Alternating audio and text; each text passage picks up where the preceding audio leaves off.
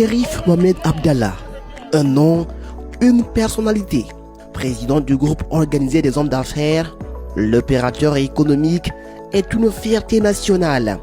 Défenseur des droits, appui des agriculteurs, homme de confiance des ONG, Chérif Mohamed Abdallah est également un champion dans l'éducation. À la tête de son organisation, il a 17 ans. Le charismatique président initie plusieurs formations à l'endroit de la jeunesse. La cause juvénile de son pays, dont il rêve voir grandir. Voilà pourquoi, le 13 septembre 2009, le Goa et son président signent un accord de partenariat avec l'UFG, Université française de Guinée. Objectif, appuyer la formation, permettre également aux étudiants de disposer de ressources compétentes au bénéfice des secteurs économiques.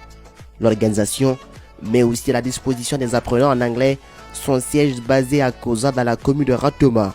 Soucieux du développement de sa nation, Chérif Mohamed Abdallah et son organisation réalisent en 2009 un guide sur l'investissement en Guinée.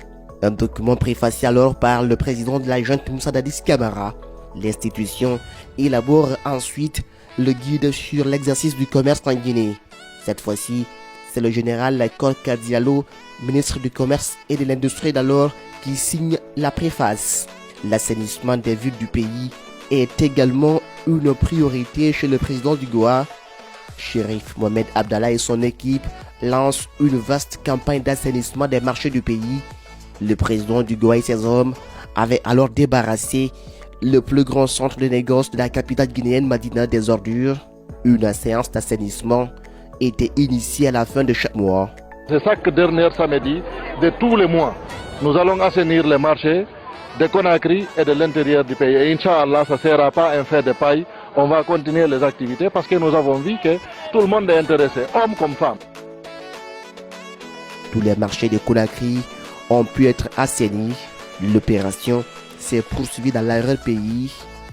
De nombreuses villes ont bénéficié du coup de balai du Goa et de son président, notamment Zéré Koré, l'abbé Kamsar et tant d'autres. Toujours fidèle à sa vocation, c'est de défendre l'intérêt des opérateurs économiques. L'homme anime plusieurs conférences de presse. Objectif, dénoncer l'augmentation exorbitante du prix du carburant à la pompe. Et des conseils, il ne manque pas auprès des opérateurs économiques.